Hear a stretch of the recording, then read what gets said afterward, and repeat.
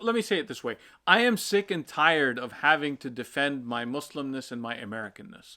They are not mutually exclusive. I am an American Muslim. You're talking about post 9/11 world. I mean, we're coming up on the 20th anniversary. How within the last 20 years, I would say, how have you seen the perception of the Muslim community change here in Northern Virginia specifically? So here's the thing. We actually had a professional group do a survey of the larger community. What was surprising to us is that there is still an inordinately negative view of Muslims, particularly in Northern Virginia and the D.C. area.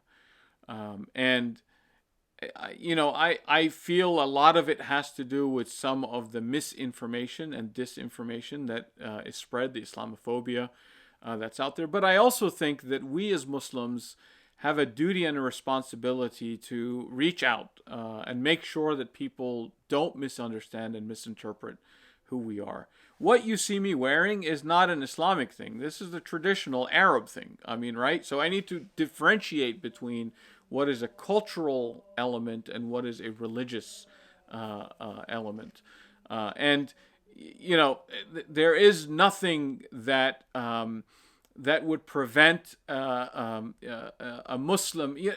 Let me say it this way. I am sick and tired of having to defend my Muslimness and my Americanness.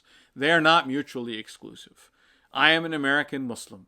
Those two things are just like an Irish American, are just like whatever sort of hyphenated or non-hyphenated American. Let's get rid of some of this identity politics and let's deal with people as people. And get beyond this, because if I keep, if you have a problem with me, come and speak to me and let's talk it through, versus putting myself into like a chat box that, I only hear one side of something, and then I start thinking, oh, this person's got to be a really, nasty or dangerous person. And then I find out that, they're a person. So I think our role as a center, we have been trying hard to reach out to the larger community. I think we've been successful in some places. I think we still have more work to do to educate in others. The most dangerous thing for our society is ignorance. Ignorance can only be fought with knowledge and discussion and dialogue.